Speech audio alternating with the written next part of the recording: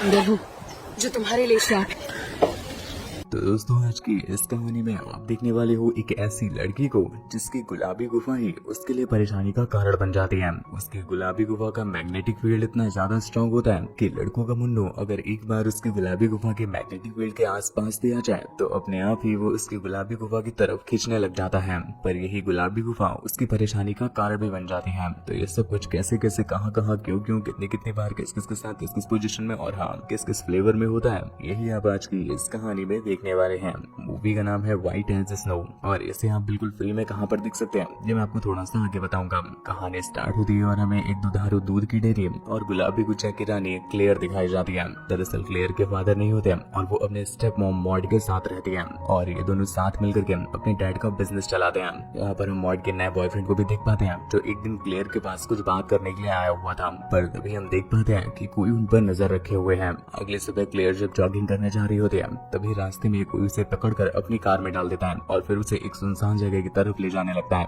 Clear को लगा कि अब ये लौंडा उसकी पलटा कर लेगा और उसकी गुजिया फाड़ के दरवाजा कर देगा। पर अभी वो बंदा रास्ते में ही होता है कि तभी उसकी कार के सामने कोई जानवर आ जाता है। इस वजह से उसकी कार के अलग जाते हैं और कार के साथ साथ उसके भी। क्लेयर के पास एक बहुत अच्छा मौका होता है तो वो अपने आप को छुड़ा करके जंगलों में भागने लग जाती है। क्लेयर भागते भागते एक जगह पर आकर रुकती है जहाँ पर वो किडनैपर ऑलरेडी उसका वेट कर रहा होता है और वो उससे कहता है कि तुम्हारी गुलाबी गुजिया ही तुम्हारे फड़वे लगाने का कारण बनेगी। ये सुनकर के क्लेयर की फट जाती है और वो अपनी जान और अपनी गेंद दोनों बचा करके वहाँ से भागने लगती है। कुछ दूर जाकर के क्लेयर को समझ नहीं आता कि वो कहाँ पर आ गई और तभी हम एक गोली चलने की आवाज सुनते हैं और इसी के साथ ये सीन यहीं पर कट हो जाता है। हमें तो ऐसा लगा कि शायद क्लेयर की किसी ने मार ही ली, पर अगले सीन में हम देख पाते हैं क्लेयर बिल्कुल सेफ होती है और वो एक बंदे के घर पर होती है। वो बंदा उसे बताता है कि तुम्हारी जान बचाने के लिए मुझे उस किलर को मारना पड़ा। वो बंदा अपना नाम निक बताता है और कहता है कि तुम जब तक चाहो हमारे घर पर रेस्ट कर सकती हो। ये बोल करके वो वहाँ से निकल जाता है। पर उसके जाते ही एक और बंदा वहाँ पर आता है जिसका नाम लाइकन था। वो क्लेयर को अपने घर पर देख करके काफी हैरान था और वो उससे बार बार पूछने लगता है कि आखिर वो कौन है और यहाँ पर क्या कर रही है। जिस पर क्लेयर उससे बताती है कि उसे यहाँ पर निक लेकर के आया है और उसकी तबीयत थोड़ी खराब है और जैसे ही वो ठीक हो जाएगी वो खुद ही यहाँ से निकल जाएगी। लाइकन को क्लेयर बहुत पसंद आती है तो वो दोनों साथ बैठ करके बातें करने लग जाते हैं। पर कुछ देर के बाद वहाँ पर एक और बंदा आता है जिसका नाम परसुआ था। दरअसल ये निक का जुड़वा भाई होता है और बहन का लौरा ऐसा लगता है खाने में मिर्च ही खाता हो क्योंकि कभी ढंग से बात ही नहीं करता है। इसलिए वो जब क्लेयर को देखता है तो गुस्से में आ जाता है और उससे कहता है कि तुम्हें अभी ही हमारे घर से निकलना होगा। क्लेयर को समझ आ जाता है कि इस बहन के लौरे को ठिकाने कैसे लगाना है, इसलिए वो उसका हाथ पकड़ करके अपनी गुलाबी गुफा में डाल लेती है और उसे अपने मुंह से जन्नत के मजे देने लग जाती है, जिससे वो भी पिघल जाता है और उसे घर पर रखने के लिए मान जाता है। अगले दिन लाइकन क्लेयर को अपने साथ लेकर के एक हॉस्पिटल में जाता है जहाँ का डॉक्टर जब क्लेयर को देखता है तो उसकी गुलाबी गुजिया देख करके उसका भी कुतुब मीनार खड़ा हो जाता है। क्लेयर भी उसका कुतुब मीनार को नोटिस तो कर लेती है पर वो उसे मजे नहीं देती और वहाँ से चली आती है। ये दोनों यहाँ से निकल करके एक चर्च में जाते हैं जहाँ पर चर्च के फादर की भी बंदूक तैयार हो जाती है क्लेयर के साथ जंग लड़ने के लिए। क्लेयर यहाँ पर भी सब कुछ नोटिस करती है पर वो घंटा उन्हें न भाव देती है और न अपनी देती है।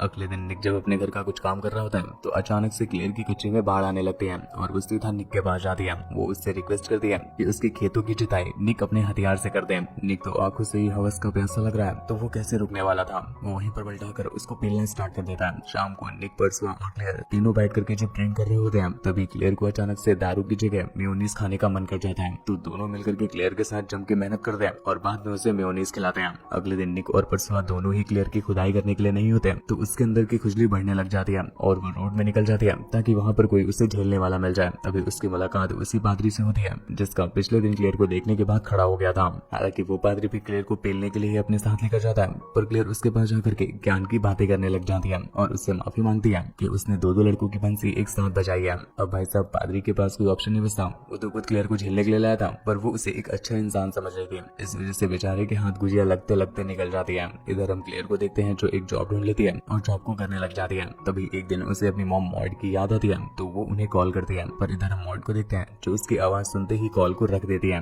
और तभी सीन शिफ्ट होता है सीधा फ्लैशबैक में और यहाँ पर हम देख पाते हैं जिस दिन क्लेयर अपनी मॉम के बॉयफ्रेंड से मिल रही थी तब वहाँ पर कोई और नहीं था, उसकी मॉम ही थी जो उस पर नजर रखे हुए थी।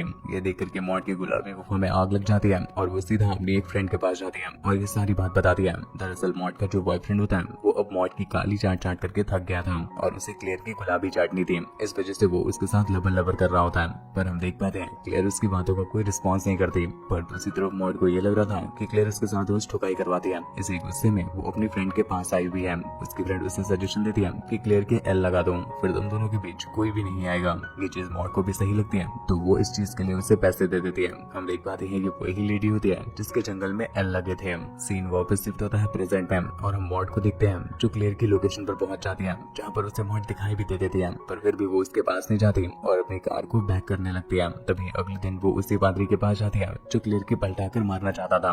वो उनके सामने ऐसे रेड करती है जैसे मानो उसकी बेटी कहीं खो गई हो। पादरी जब क्लेयर के बारे में सुनता है तो वो उससे कहता है कि ठीक है, मैं तुम्हें तुम्हारी बेटी से मिला दूंगा। अगले दिन पादरी क्लेयर के पास जाता है और उसके गुलाबी गड्ढों में कड़वा तेल लगाते हुए उसे अपने साथ चर्च में ले आता है। क्लेयर को तो लगा कि आज पादरी का मंजन करने को मिलेगा, पर यहाँ पहुंचकर वो देखती है कि पादरी उसे सरप्राइज देने के लिए लाया था क्योंकि उसकी मॉम यहाँ पर आई हुई थी। क्लेयर अपनी मॉम को देख करके बहुत खुश हो जाती है और उन्हें गले लगा लेती है। हम देख पाते हैं कि क्लेयर को घंटा अंदाजा नहीं होता कि उसकी मॉम ही है जो उसके एल लगवाने पर तुली हुई है। और वहीं पर दूसरी तरफ क्लेयर इतनी मासूम है कि वो अपनी मॉम को ही बताने लग जाती है कि कैसे एक किलर उसकी लेने की कोशिश कर रहा था। अगले दिन मॉड उसे अपने साथ कहीं पर ले जा रही होती है। तभी रास्ते में वो अपनी कार को बहुत चालाकी से रोक करके क्लेयर को बाहर निकालती है और उससे टायर को चेक करने के लिए कहती है। बेचारी अनजान क्लेयर, उसे पता ही नहीं होता कि उसकी मॉम ने उसे जानबूझ करके खाई के किनारे रखा हुआ है ताकि वो उसे नीचे गिरा सके। पर जब तक मॉड ये कर पाती इससे पहले ही वहाँ पर वो बैंक का पैसा पादरी आ जाता है। इससे मॉड की प्लानिंग के फड़वे लग जाते हैं। उसी शाम पादरी क्लेयर से मिलने के लिए आता है और वो उससे रिक्वेस्ट करता है कि मेरा बेटा इस समय खुला सांड हो गया है और कहीं भी मुट्ठी चलाया करता है,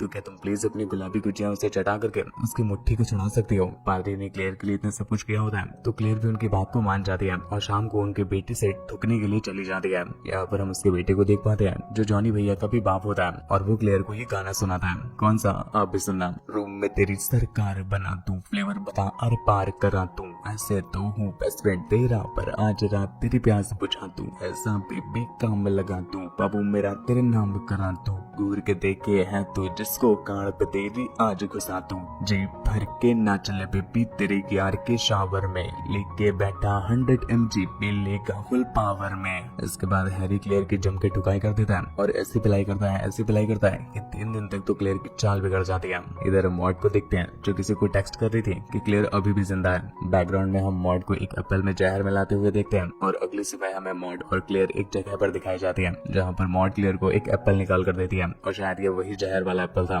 पर क्लेयर जब तक उसे खा पाती इतने में ही वहाँ पर हैरी आ जाता है जो उसकी गुलाबी गुफा के नशे में ऐसा खो जाता है कि वो जंगल में भी उसे सूंघता चलाया था और वो क्लेयर को एक राउंड देने के लिए कहता है। क्लेयर भी इस बात के लिए मान जाती है, पर पहले वो हैरी से कहती है कि तुम एप्पल खा लो और एनर्जी लाओ, जिसके बाद तुम मेरी चिड़िया उड़ा देना। मॉड की ये देख करके फट जाती है और वो किसी तरह से उसको एप्पल खाने से रोक लेती है। ये चीज क्लेयर को समझ नहीं आती कि उसकी मॉम इतना स्ट्रेंज बिहेव क्यों कर रही है और हैरी का लॉलीपॉप चूसने के लिए उसे जंगलों में अपने साथ ले जाती है। उसी रात क्लेयर जब एक पार्टी में होती है तो उसके रसीले संतरे देख करके आसपास से लौंडों के केले खड़े होने लग जाते हैं और हर कोई बस यहाँ पर क्लेयर को ही पेलना चाहता था। यहाँ पर क्लेयर के साथ उसकी मॉम मॉड भी आई हुई थी जिनकी गुजिया बुढ़ापे में भी तड़प रही होती है और वो यहाँ के लौंडों के साथ लबराने लग जाते हैं। तभी हम निक को देखते हैं जो क्लेयर के दबाने के लिए उसके साथ डांस करने लग जाता है और इसी मौके का फायदा उठा करके मॉड एक ड्रिंक में जहर मिला देती है और वो क्लेयर को दे देती है। पर यहाँ पर भी उसका प्लान फेल हो जाता है क्योंकि उसके हाथों से वाइन गिर जाती है, लेकिन मॉड फिर भी हार नहीं मानती और वो एक बार फिर से एक जहर को बियर में मिलाकर दे देती है और इस बार वो क्लेयर को वो जहर पिला भी देती है जिससे क्लेयर की फटके 4 हो जाती है और वो वहाँ से जाना चाहती थी पर मॉड उसे जाने नहीं देती और जबरदस्ती खुद के साथ डांस करने के लिए कहती है। कुछ देर के बाद जब क्लेयर के फाइनली फड़वे लगने वाले होते हैं तो मॉड बहुत चालाकी से उसे अपने साथ अपने कार में ले आती है और रास्ते में एक खाई से ढकेल करके क्लेयर के वहीं पर लगा देती है और फिर यहाँ से निकलकर वो एक चर्च में जाती है और एक कैंडल को जलाती है, पर उस कैंडल से उसके ही कपड़ों में आग लग जाती है और इस तरह से उसके भी इल लग जाते हैं और इसी के साथ ये कहानी यहीं पर एंड हो जाती है।